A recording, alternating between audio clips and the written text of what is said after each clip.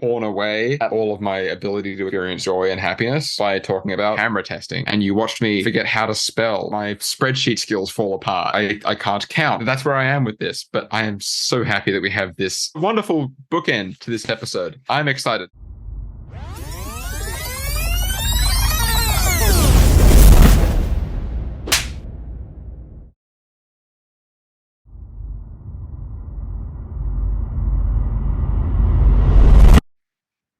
I've been thinking about testing lately because I was thinking of things to talk about for this particular episode, and I ran through things in my head. I looked through our little list.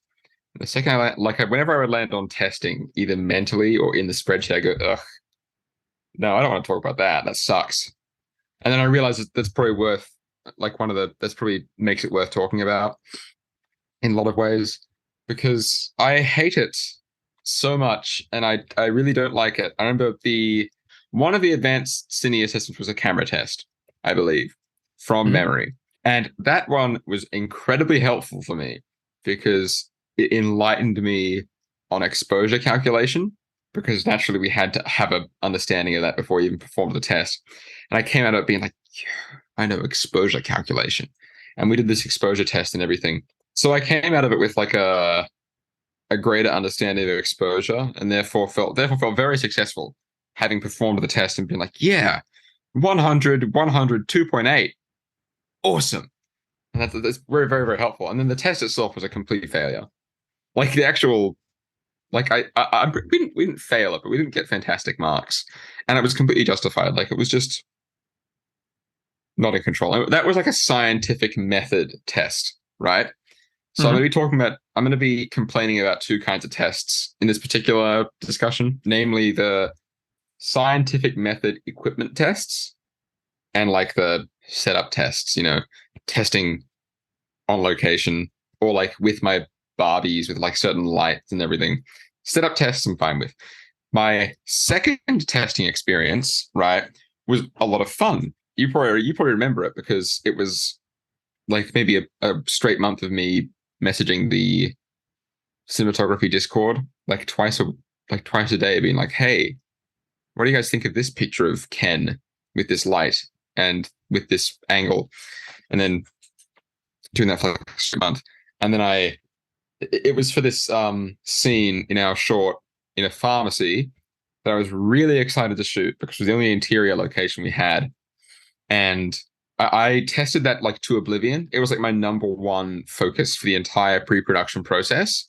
I think I tested it in person with a stand-in, being the director, twice, and came out with this wonderful setup. Like the testing was fantastic. It bore fruit. Like by putting together what I had visualized through a diagram and like kind of a mental understanding of what would be happening, the second you put it together, the cracks start to show, which is fantastic because I have other people around me, they can help me. And I'm sitting here, and it ended up being I put the flag somewhere different, and it helped a whole lot. We used different power. Like it was so good. It was a great testing experience. And then the scene was scrapped because we couldn't get a pharmacy, and we replaced it with a library, which is a setup I didn't test. I just set it up on the day, and it ended up being great. So that was a good testing experience with a sad ending. And that was like when I found out that I really enjoyed rigorously testing my setups when I have the time. I think I'm doing it right enough, kind of, but not really. I'm sure I'll improve over time.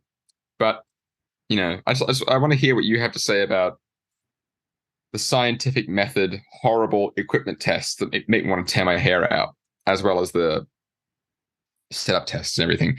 I think we should probably go into depth about the scientific method ones, though, because those are the ones that I repress like a traumatic memory.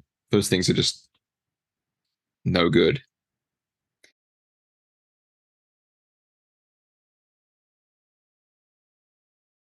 That was a really, really long way of saying, let's talk about testing today. Yeah, that probably prompts me. I need to make a new t-shirt because I think the cinematographers testing is a way of life. Yeah, and that's why I'm worried about it.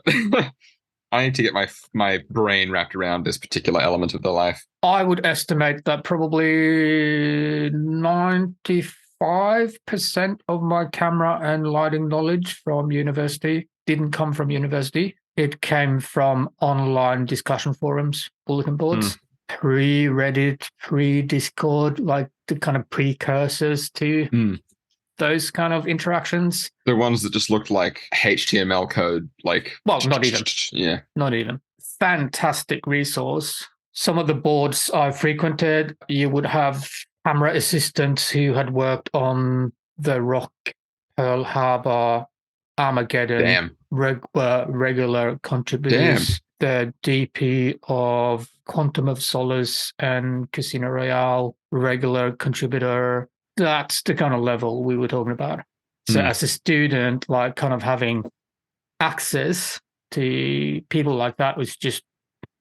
And that's the thing, because I had a real struggling moment while doing that, because my go-to forum for that was rogerdeakins.com. I love that website so much, because it is so cool that he just responds to everything. And also a big crossover to kind of my go-to forums, which was Cinematography mailing list and cinematography.com.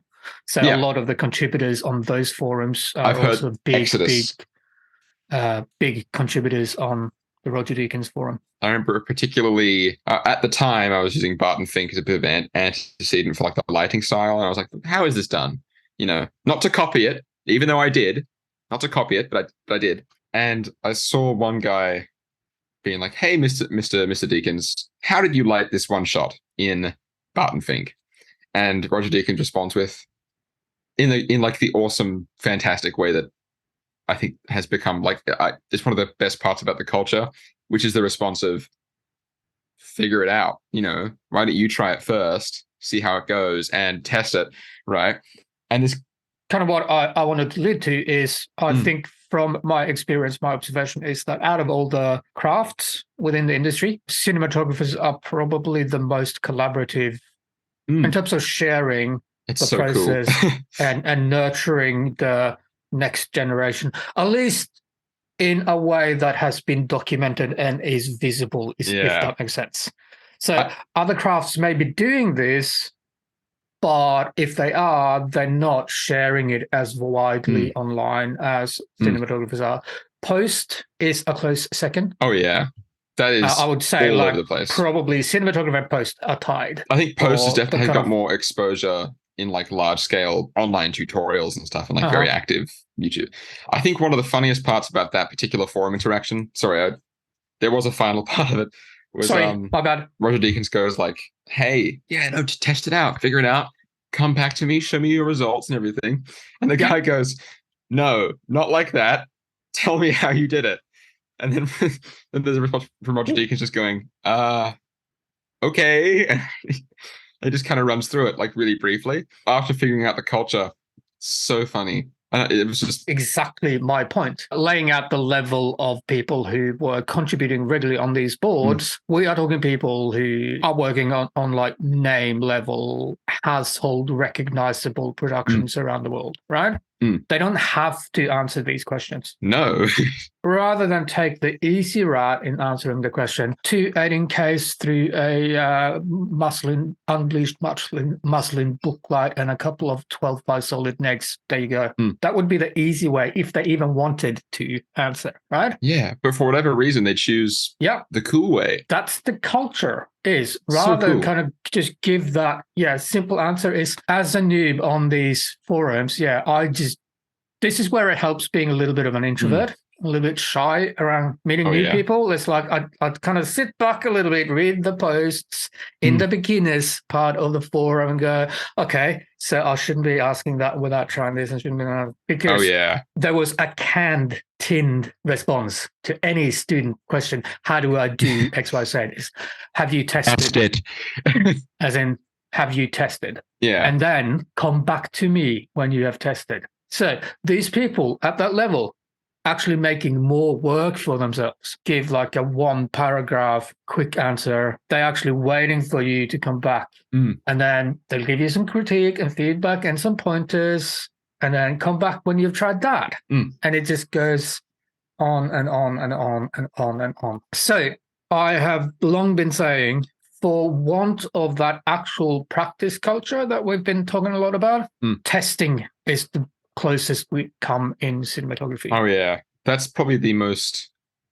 Like I'm a huge fan of book learning. I think it's why I've been able to kind of more comfortably sidle into screenwriting, because it is much more like a just absorb the knowledge, kind of spew it out onto a page every now and then absorb some more knowledge. And then when it comes to hands-on testing, there is so much in my brain that's just going, this could be going, this could go wrong, this could go wrong, this could go wrong. Like that's testing is such, as we've just outlined, testing is such an important part of the culture of this entire element of making movies, that like it does freak me out a little bit about how apprehensive I am towards it, even though in terms of setups and ensuring a certain look was achieved, I love testing that kind of thing. But when it comes to the tech and the equipment, I really need to figure out my brain with that one, because it's just something I do not have the understanding to try and approach, I think. Or it's just a mental thing. I don't know.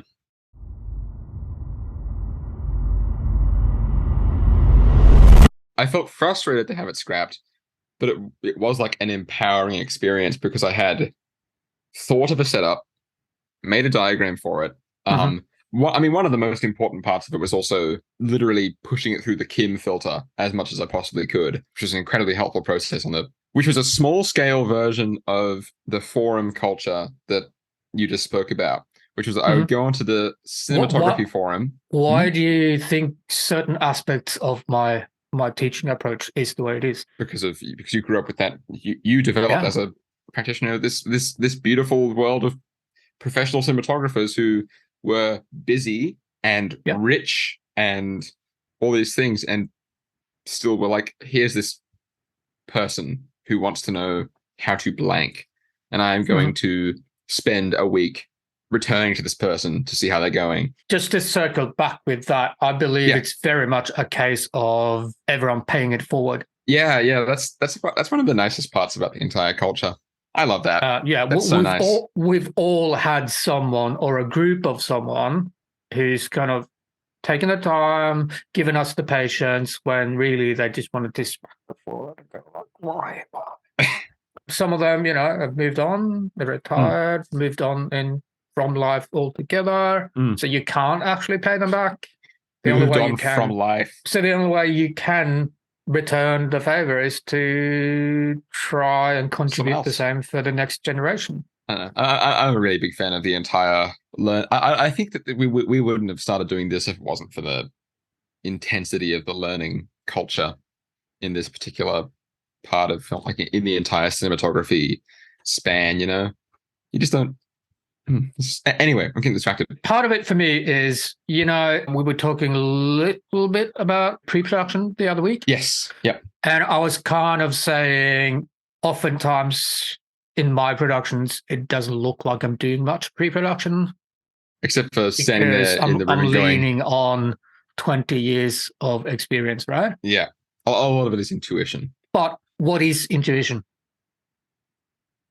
Experience, muscle memory, internalized, confidence, subconscious experience, right? So how does it become that? Doing it over and over again, Somehow you gain knowledge, right? And I think part of it comes back to a bit of the sort of the one and done approach to filmmaking, as in there doesn't seem to be a lot of encouragement for doing activities that aren't tied to a specific project with a specific deadline. Yeah, there is a lot of, I think, one of the things that I think it's changing, especially with things like online courses and with the increasing accessibility of, film stock and screenwriting software and that kind of thing. I've seen it in, for example, a couple of Carell's online courses. Should I elaborate on who Carell is? If I say Carell, is that a thing I should do, or just probably? Yeah, Carell Seeger. Shit. A lot of Carell Seeger's screenwriting courses online are focused on repetition, and not necessarily with the focus on generating a product for a project, but instead write this page of blank, you know, copy this scene or watch this scene and then write it down how you think you should based on what you've learned, and do it over and over again. And you're not generating a product. You're not. And I think that's what we're trying to break through with cinematography. But I think that's more the idea of generating a product while practicing cinematography is more. Help me here.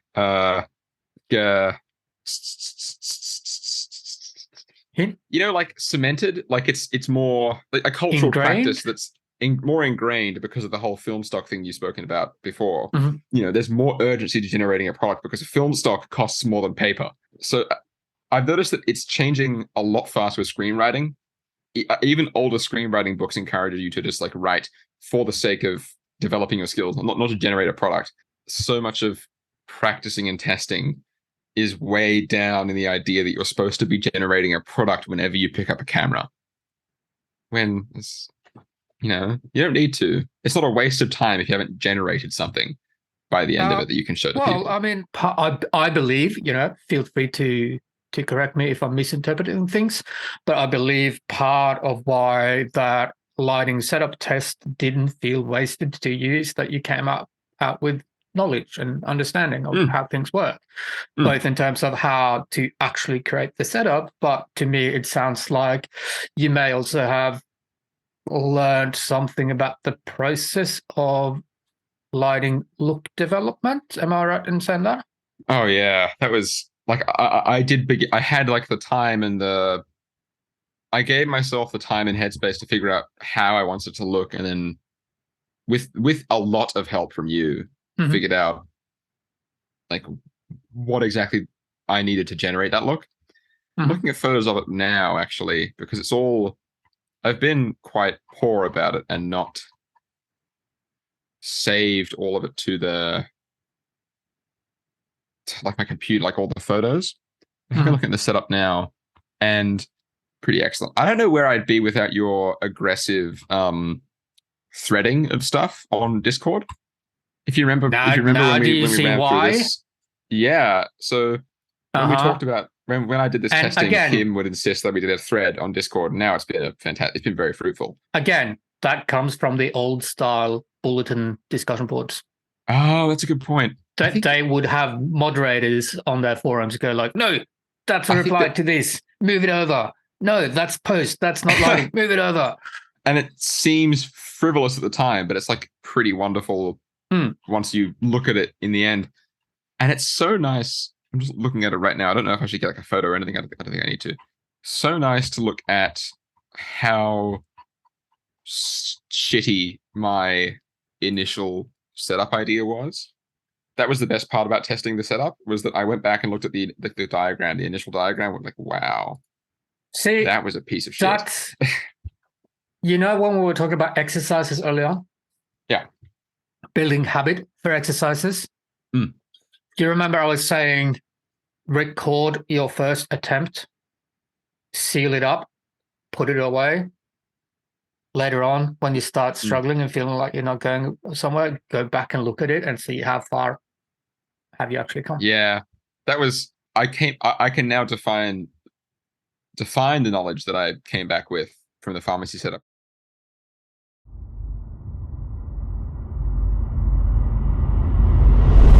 A noticeable change in mood and tone. Yeah. When we drifted back to talking about your lighting setup test. I'm happy and smiling and enjoying myself and digressing very, very far from camera tests. I think it's quite clear to me that you didn't feel that was a waste of time, that test. Yeah. And that's the thing, because I think the reason I digressed so hard from talking about camera tests is because I do not have the same feeling about them. I think the one that I did, I felt like it was a waste of time. I was like, definitely wasn't, but I need to get past that. So I guess the challenge then is, how do we take some of that setup test mood, tone, attitude and transpose it on the equipment test? Or can we find ways of doing that? Yeah. because even though I was just disparaging it aggressively earlier, I think part of the excitement of testing a setup is that you are kind of generating a product at the end of it. You get to hold something up and look at it and go, "That's done. That looks good, wonderful." With a camera test, you don't think it's still very pragmatic, and you've just learned a little bit. And like I make it sound so useless. It is not. But you get less of the lizard brain, immediate result from that kind of test. How much of this is an unfamiliarity with published tests? All of it. I watched a couple of them, and I was very intimidated by them. Like I have watched a few, Uh-huh. but they're also working with like a ton of cameras, a whole lot. And I think part of the scary element of it is that with this camera, for example, Uh-huh. I'm not going to use this for anything professionally. So I have this feeling that if I were to test a camera, it would have to be one that I've rented out, an expensive one, a cinema camera, before a shoot, a day before, and that my hands-on testing learning experience is going to be wrong the first couple times because my only opportunity to do it is with this cinema camera that I rented out for a project. Like how else am I going to access these pieces of equipment that are actually relevant to my testing? Let's recontextualize this. I'm looking forward to the amount of times I'm going to be completely wrong in the next half an hour. Why, DK? Why? You were saying that published camera tests that you have seen feel intimidating. Can you give me some examples? It was back when you asked us to actually research some camera tests for advanced cine. Are you now starting to see why I structured the assessment the way I did? Yeah. Why? Yeah, that's the one that I can remember was a collection of like pocket cinema cameras. Like it was all of these different brands with their like handheld, the Blackmagic one, also like all these pocket cinema cameras, the compact ones. These like 3 or 4 guys testing all of them based on all of their different like grain, color space, dynamic range, all these things, all the basic stuff. But like the amount of they simultaneously made it look really, really easy. And also, probably because it was on YouTube, it was very stripped down. So I simultaneously looked at it and went, that looks easy, but I also don't understand how they did it because they had stripped it down a fair bit. And we're just going, we put the cameras here and shot this thing, and here were the results, And the rest of the online forum tests were the exact opposite. They were so dense and so detailed that they were very intimidating and very difficult to absorb all the information from. Which is probably why I've also not retained them very well. Have you watched tests like Shane Hurlbert's tests online?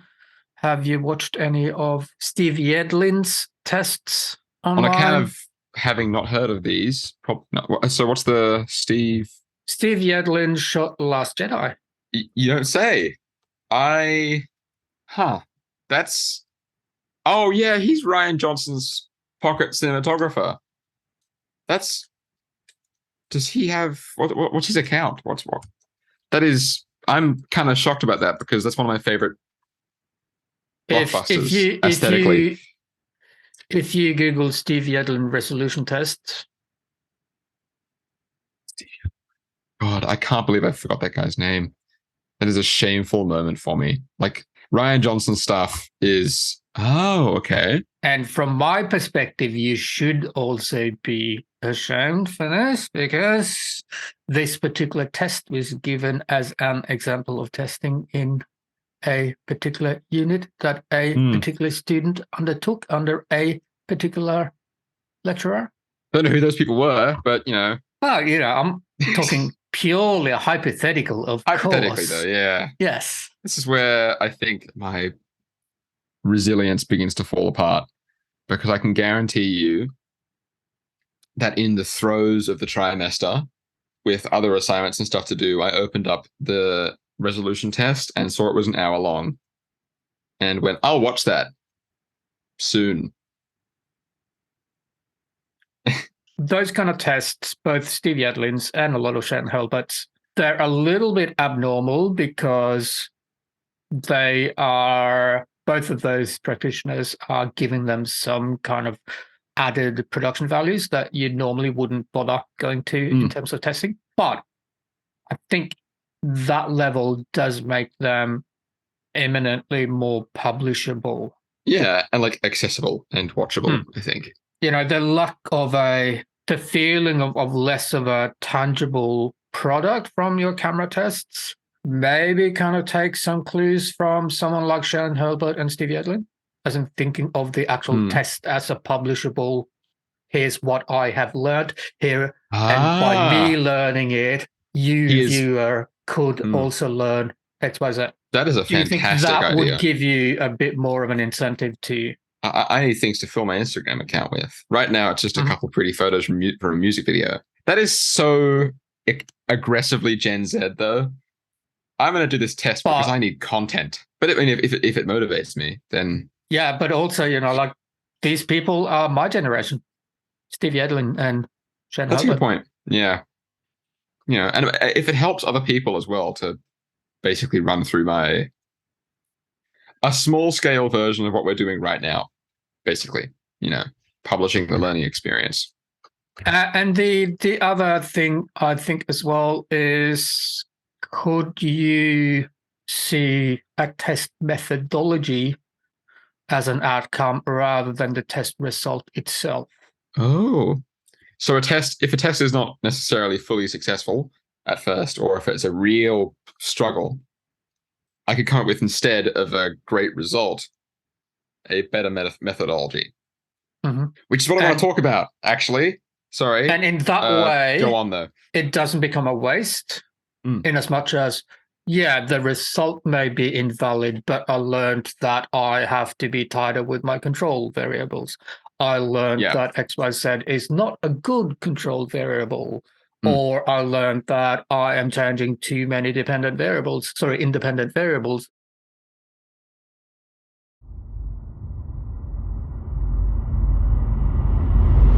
I think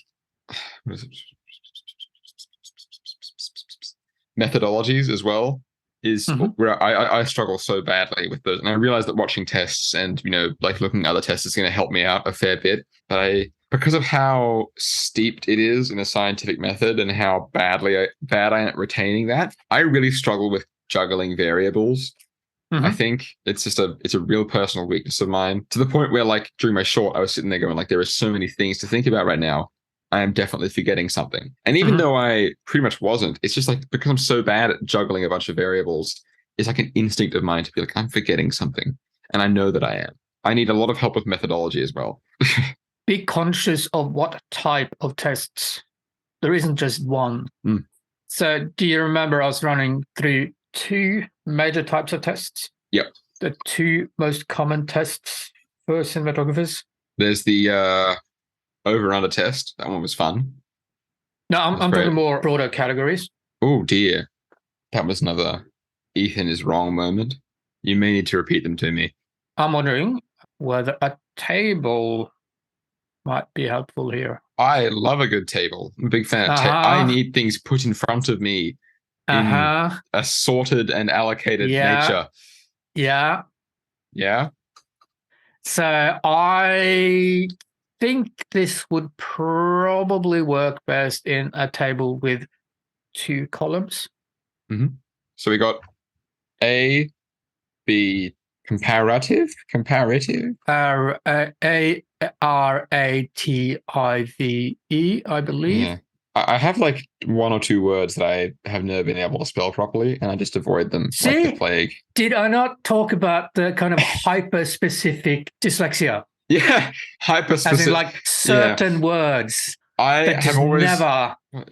What else is there? Comparative, and then stress tests. And am I correct in saying that the over-under test is a stress test? Very good. Excellent. Yes, exactly. Aha! That's the first thing I've gotten right in the entire podcast. Beautiful. I'm taking over. I feel so much power right now. Stress tests are literally about how far can we take things before we Mm. deem them unusable or impractical or do Mm. not go there. We probably want to shift all the columns over. Oh, you're about to push the limits of my Excel understanding right now. You have to guide me through this. You can either go right-click column A. In column A, a couple of rows down, we want to write dependent variable. This is like a shameful moment for me, by the way, like the amount that I struggle That's with. E-E-N-T, I believe, not an ant. The amount that I struggle with Excel and like spreadsheets and stuff, because my dad's an accountant. So I've been there. You know, yeah, like it's not the whole good. kind of me creating an exposure calculator in Google Sheets, that was, yeah, huge breakthrough for me. And that took me days and days of research. And that was worth it. Knuckling down and Googling and going, rather than exposure going, calculator is the best spreadsheet. thing in human history. I love that exposure calculator so much.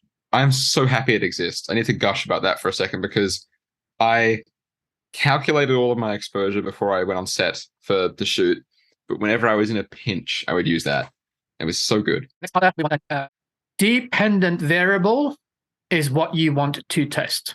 And that should change because you change something else. Just a second. I'm just going to. So if we say example stress test, we go dependent variable under stress test and say dynamic range. That's what we want to test, for example, right? Yeah. How do we see more or less dynamic range? Well, what is dynamic range is a difference between brightest and darkest image values, pixel values, right? Mm-hmm. So if we want to see brighter or darker pixel values, what do we need to change? So change the available light and the exposure. And/or. So let's, for argument's sake, call that exposure. Okay. So is that independent variable is the exposure? Independent, because that's what we are changing. Okay, so hang on. Independent. So changes to test dependent, right? Yeah. And if it helps, right, as well, what I should change. So independence, I can change. Right. Okay, hang on. What's happening? Okay.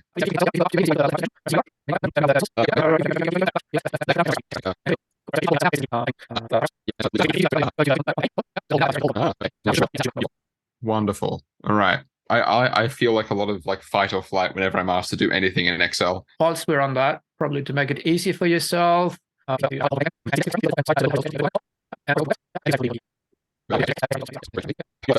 I never need to have my Google Sheets failures broadcast to the internet. Yeah, up to you whether you want me to edit it out. That's fine. These are not the sheets you're looking for. It'll be okay. This is a great thing for the viewer to emulate, just not as incompetently as I have. The independent variable then is our exposure. Okay. And our control? And control is how do we tell when the image is unacceptable, unusable? Grain? Noise? Yeah. And how can we see those things? I'm about to get really literal right now. This is going to be a hard episode.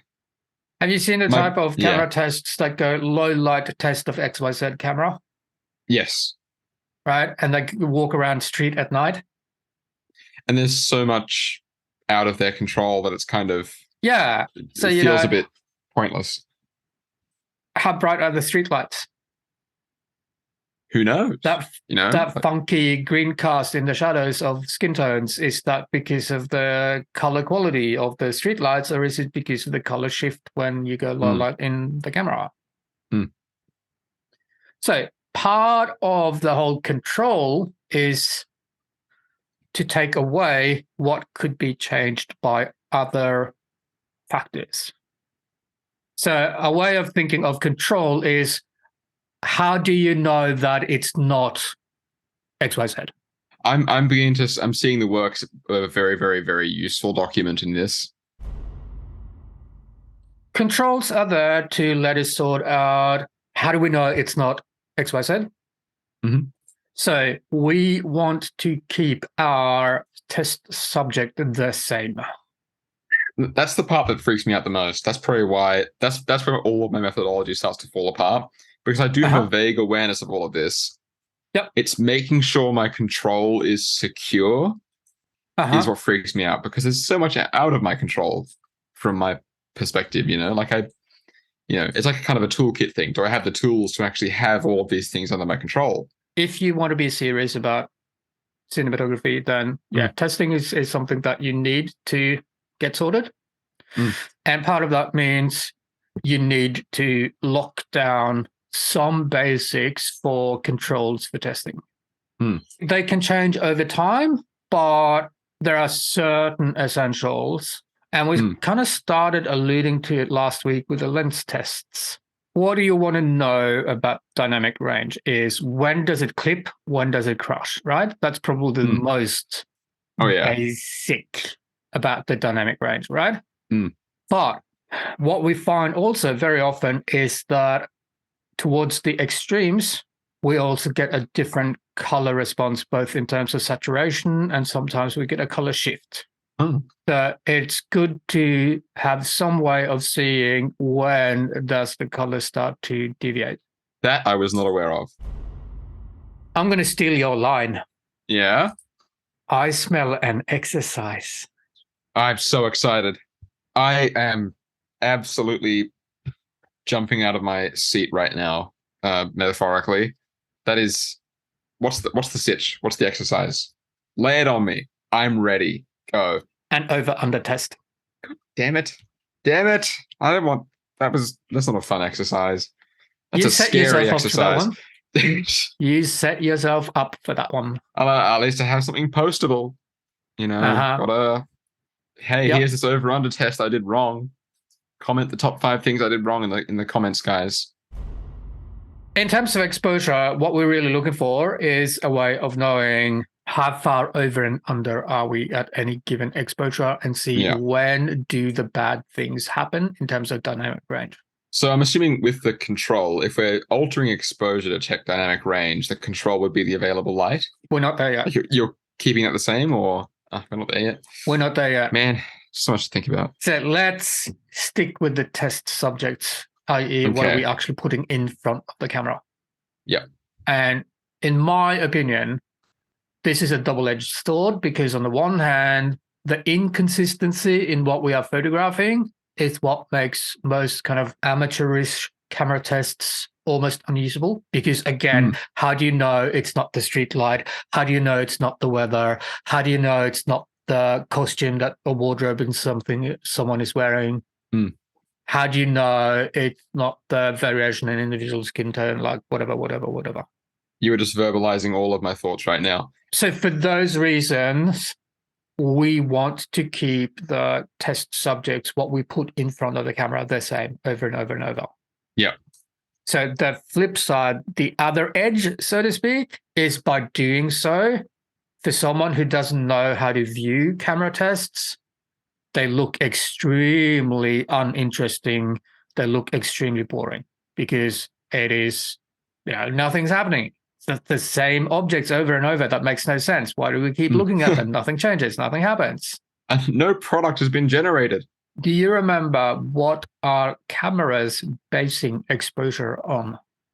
Oh my God. No, they're not religious. Oh man, I cannot. It is, again, it's another one of those Ethan's probably in his notes moments. Do you remember the definition of correct exposure? Middle gray. It captures middle gray as middle gray. So do you think it would be good to have a middle gray reference in the frame for this? That would be probably very, very good.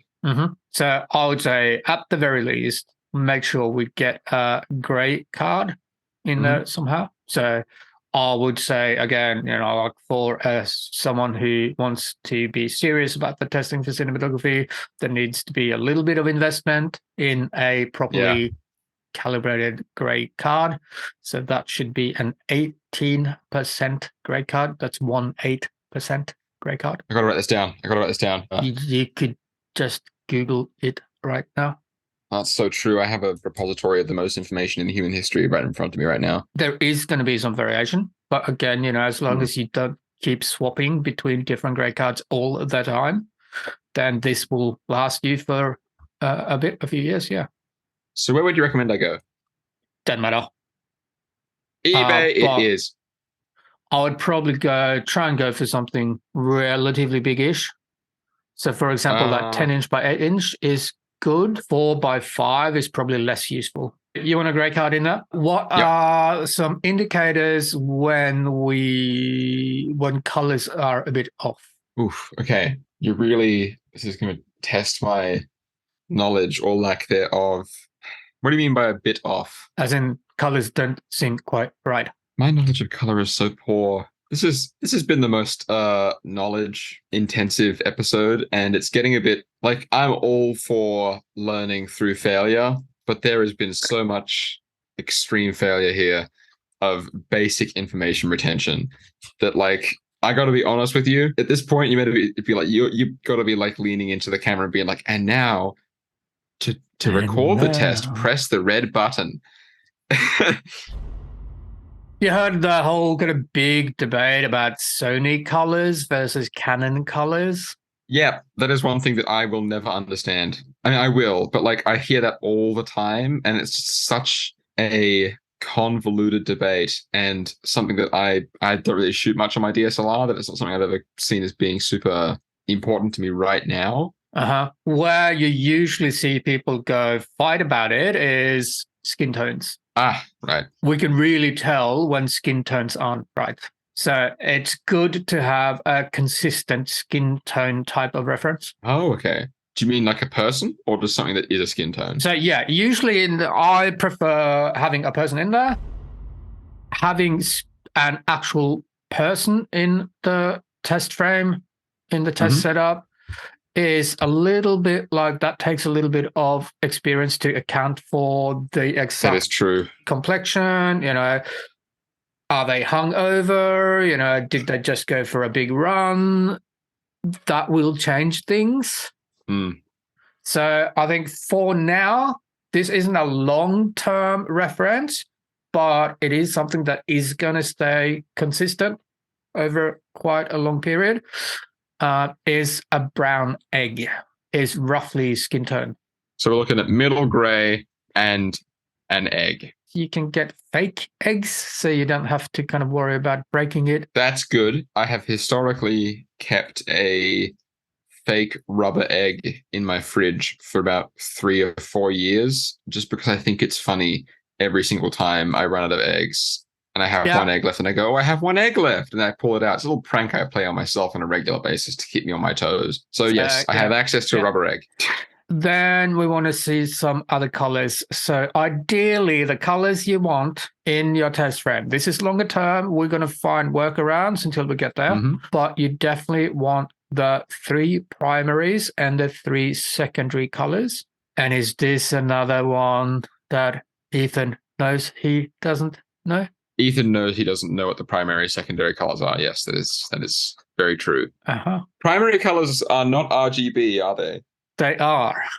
Oh, they are? I knew that. I was just precisely testing you. RGB. So then the question of the secondary colors. Do you remember those? This is a rough episode for me. Oh, what can I say? You asked for it. Yeah. The secondary colors, I'm not even gonna try. I'm gonna let you answer that one for me. We are gonna go the complementary color to red is cyan. Thank God. The complementary color to green is magenta. One more across. That's purple. That's magenta. And the complementary color to blue is yellow. I know yellow. All right. So do you want to write them in there? In those cells as well, just to make sure that we've got that just reference. To remind myself what all the colors are. Cyan, yeah. Oh God, it's all going wrong today. I didn't even use all the capitals properly. This is going to be called Ethan's spiraling episode, I think. You're going to catch me. I was going to be clever and a smart ass, and then I realized that maybe not. So one of the colors, it's either cyan or magenta, is named after a town in Belgium, I think. Yeah. But I can't remember which one. So when you were talking about, well, my capitals don't work, I was kind of, okay, so what is the capital of whichever country that colors, whatever. Yeah. Damn it! I should have let you spout that one out and then go like, oh wait, I can't remember. which one it is. Yeah. Then we'll put that in the show notes, which one it was. In Photoshop, you can change the color mode to CMYK. Yes. CMY, cyan, magenta, yellow, and K for black. Of course. So we want those kind of references at the very least. Yeah. So for now, can you think of any references that you have ready access to that aren't gonna expire or wilt? That's a very good question. Mm-hmm. Because we have spoken about this before in terms of testing the color of it, like the color space of a camera, and like throwing M&Ms on the floor or something. Yeah. You mentioned the cigarettes, which obviously I'm not going to be able to do that. So I think definitely Coke bottle. So when it comes to that debate about Sony and Canon skin colors, Coke bottle really shows the difference there. Because of the red? I mean, a lot of my books are quite colorful, but they're definitely not like exact primary colors. I'm looking at a particular book series that's very, very colorful in terms of its covers. Yep. So whatever it is, we want it to be consistent. Now, and this is also where, the kind of wider validity comes into question. Part of the reason why I'm suggesting a Coke bottle is that everyone knows that shade. Whatever books you end up choosing, that's probably less universally known what that shade of whatever hue is. You know what? This is like the fourth time I've forgotten a word today. Just keep going. I give up. But for the sake of your own kind of repeatability, if you know them, that works for you. Yeah. But these are reasons why longer term, you probably want to go with one of the calibrated, well-known test charts that are commonly used for camera tests. I was thinking about that. Something like the Macbeth, the Colorchecker Classic, I think it's now called, is about $100, I think, give or take. Man, that's ridiculous. It's a piece of card. Yes, but the cost lies in the calibration. Yeah, that makes sense. Tolerances and it being marketed at a very, very small market. Yeah. But short term, that's on the cheaper end of color charts. I'm aware of that, unfortunately. Then the next option up, which is probably a bit more video centric, the Colorchecker Classic is very print centric. Oh, okay. So the next option up would be an X-rite. So if you go to Google again. How's it spelled? So X-rite, as in rite of spring. Didn't we use it? I think I used something like that for the over-under, because... Could very well be. Yeah. It has got a middle gray reference. So that's the second horizontal line from the top. Yeah. On the right, it's got primary and secondary colors in full and half saturation. And can you see on the far left, it's got various patches for skin tone. Oh, that's what that is. Okay, yeah. And then to the right of the skin tone patch, it's got an abbreviated grayscale. So it's, as well as a gray reference, it's got a white and a black reference. So all of those are good things to have. But yeah, like that's about $190, I would say, probably. Wow, pretty intense. That's okay. These are all things that are okay. That's not an awful price, honestly, given the DCS Labs tri-color chart with American spelling. They have a huge array of charts. Oh, wow. But we are talking thousands of dollars. Yeah. So I'm thinking this would definitely be longer term, as in me personally, individually, personally, I haven't seen a need to own one of those yet. Very longer term then. We've got the makings of a rudimentary over-under test as my next exercise. That's pretty exciting. The next thing we need is to be able to know, are we exactly one stop over? Are we exactly one stop under, et cetera, et cetera, et cetera? So there are two ways we can go about this. We can either go by auto exposure and a gray card, or we can measure the amount of light. Right. Gray card is a definite way of going about it. So make sure that your gray card fills majority of the frame, and go with your DSLR for this. So you know how you got the exposure indicator in your viewfinder? You know, the +1, +2, +3, with the dots and everything. So you can use that as an indicator. So you want the gray card to fill the majority of the frame and then light it until vary the lighting intensity until it sits right on 0, smack bang in the middle. Yeah, beautiful. And that's like our Sorry? middle ground. That's our like Yes, default that's exposure. correct Yeah. exposure. The other way is to measure the amount of light and go and do the foot candle calculations. But I think I'd only be able to do that with a professional measuring tool, which I don't really.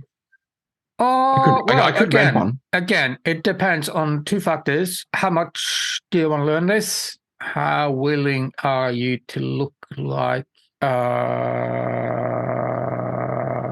Sorry, I'm trying to find an alternative term for something to make it sound not derogatory. How willing am I to look like a fool? Yeah.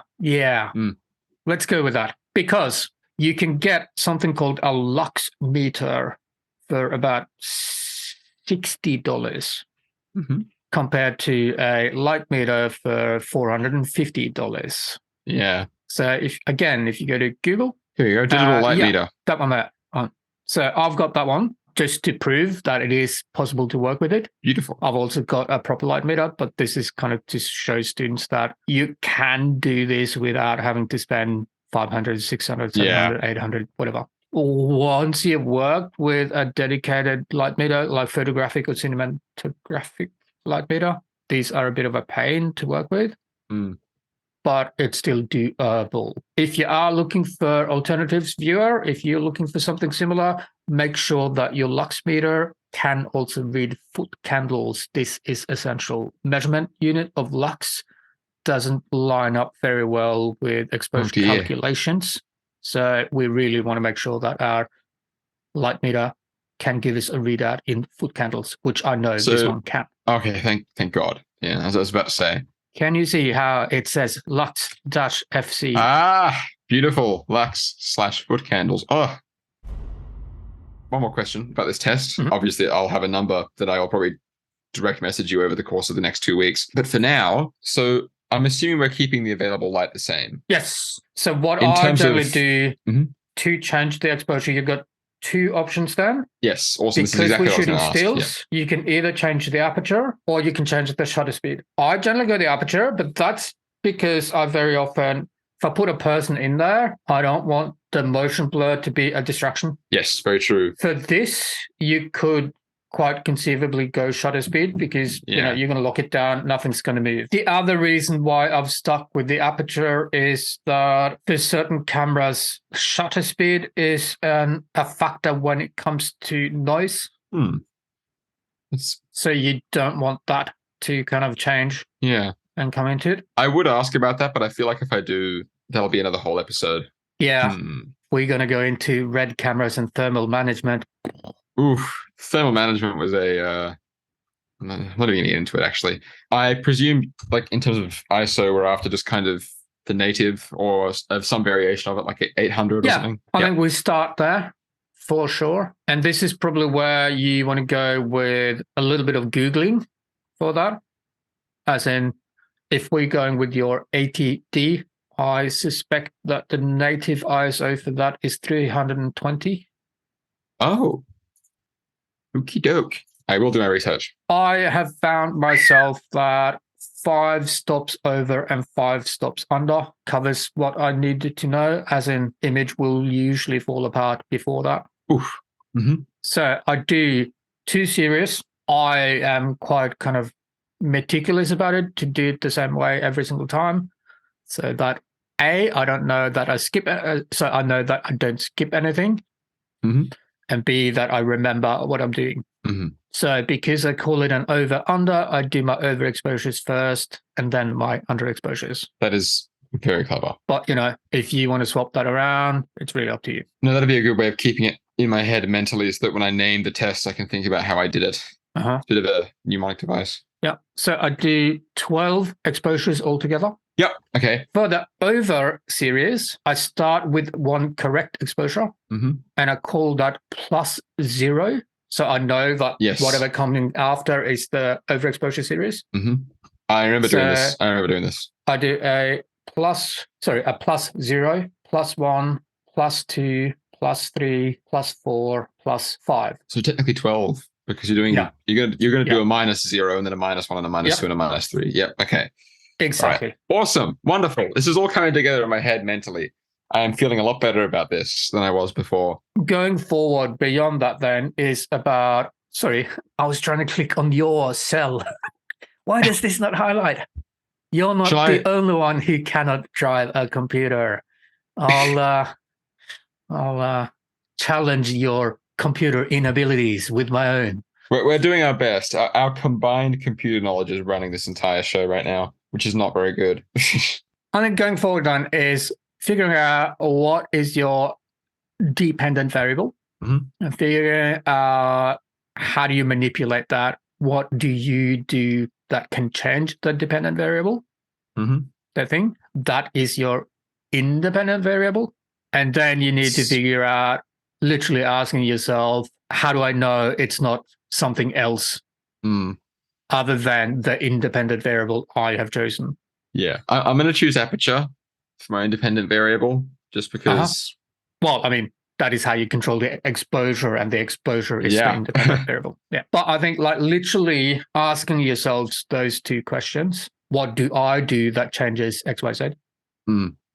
That's your independent variable. And then your control is about, how do I know that it's not something else?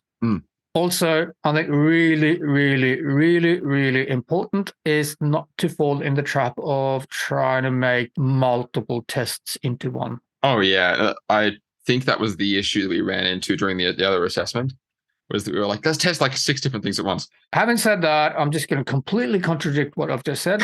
The over-under test I really consider essential, because you can use it for so many other things. It is a good noise test.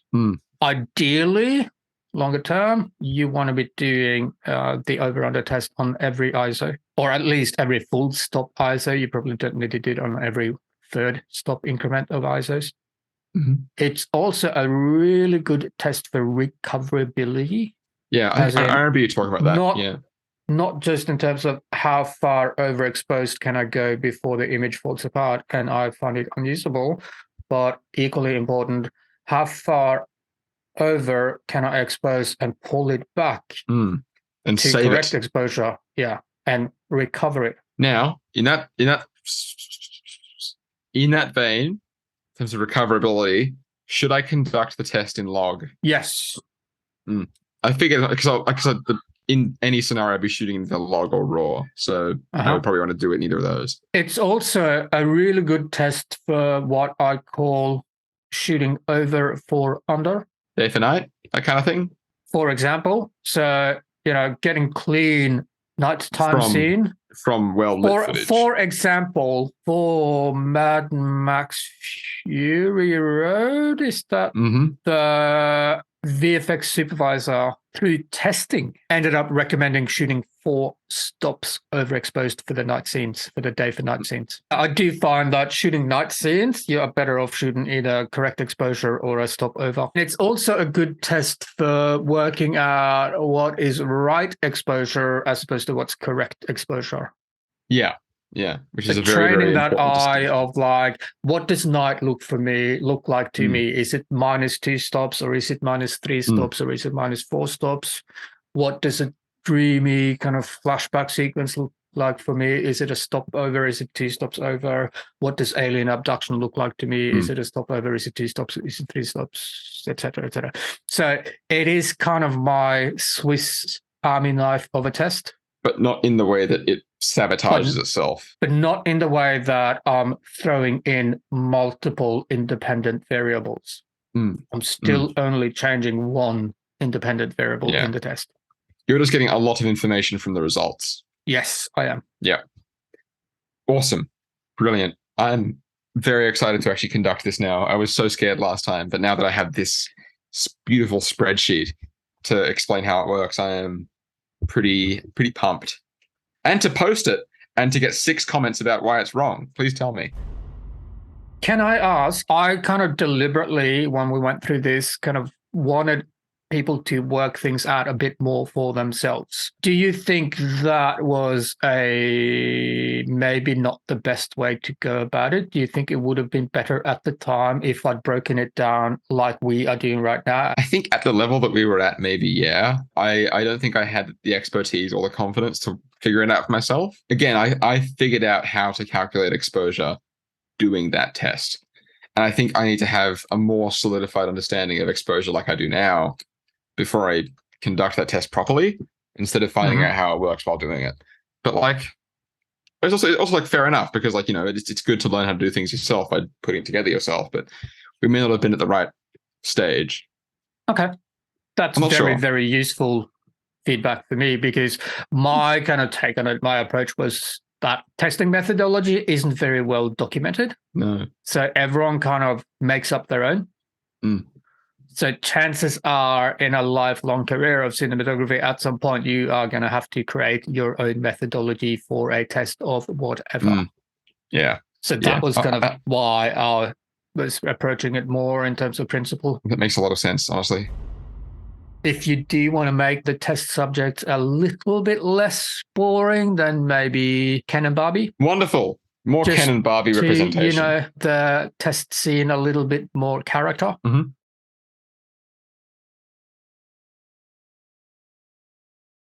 Okay, so today we've done we've actually done a shitload. I'm incredibly happy with it. I'm incredibly happy with what we've spoken about, because we've done a bunch of stuff that first third was like stuff that I really enjoyed talking about testing. I was sitting there like, yeah, set up testing and everything. And then we've gradually torn away at like all of my ability to experience joy and happiness by talking about camera testing. And you watched me forget how to spell, and my spreadsheet skills fall apart, and like I can't count. That's where I am with this, but I am so happy that we have this beautiful little spreadsheet, and I'll get to post this. This is a wonderful bookend to this episode. I'm excited. We haven't figured out a reward or punishment system yet, but I think I'll get enough out of this to not need one. Yeah, because I think we're probably leaving it a little bit open-ended in terms of delivery.